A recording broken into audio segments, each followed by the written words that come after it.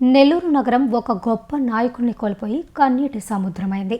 మేదరమట్ల వద్ద జరిగిన రోడ్డు ప్రమాదంలో మృతి చెందిన 42-43 క్లస్టర్ ఇన్ఛార్జ్ జాకీర్ అంతిమ యాత్రలో రాష్ట్ర మంత్రి పొంగూరు నారాయణ, ఇన్ఛార్జ్ మేయర్ రూప్కుమార్ యాదవ్ పాల్గొని భావోద్వేగానికి లోనయ్యారు. కుద్దూస్ నగర్ నుండి ప్రారంభమైన అంతిమ యాత్రలో మంత్రి నారాయణ జాకీర్ పాడమోసి తన ఆత్మీయతను చాటుకున్నారు. ఈ సందర్భంగా మంత్రి మాట్లాడుతూ పార్టీ కోసం, ముస్లిం మైనారిటీల అభివృద్ధి కోసం నిరంతరం శ్రమించే అరుదైన నాయకుడిని కోల్పోయామని ఆయన ఆవేదన వ్యక్తం చేశారు. నగర ఇన్ఛార్జ్ మేయర్ రూప్కుమార్ యాదవ్ మాట్లాడుతూ తన చిరకాల మిత్రుడు జాకీర్లోని సేవా భావం మరువలేనిదని, ఆయన మృతి వ్యక్తిగతంగా తనకు తీరని లోటని పేర్కొన్నారు.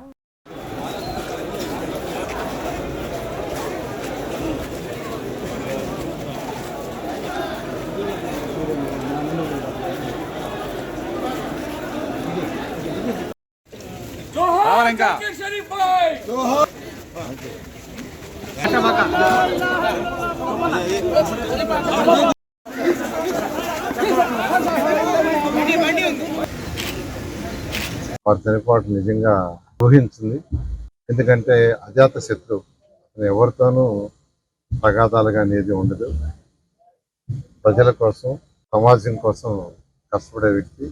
ఎప్పుడు నాతో వచ్చి మాట్లాడినా డెవలప్మెంట్ గురించి మాట్లాడేవాడు కానీ వేరే విషయాలు ఏమి మాట్లాడేవాడు కాదు.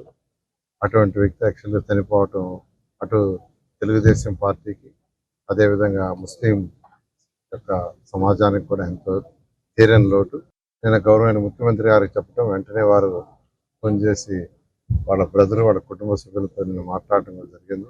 యొక్క జాకీర్ యొక్క ఆత్మక శాంతి కోరాలని కోరుకుంటున్నాను. ఈరోజు నిజంగా అంటే ఈరోజు వేల మంది యాక్చువల్గా దీనికి వచ్చారు, ఒకరిద్దరు కాదు. నేను కూడా ఎక్స్పెక్ట్ చేయాలని నిజం చెప్తున్నాను. వేల మంది ఇంతమంది వచ్చారంటే కారణం ఏంటంటే అతను మిగతా వాళ్ళందరితో ఎలా ప్రవర్తిస్తున్నాడు, ఎలా ఉన్నాడు అనే దానికి ఒక నిదర్శనం. ఇటువంటి నాయకులు పోవటం నిజంగా చాలా బాధాకరంగా ఉంది.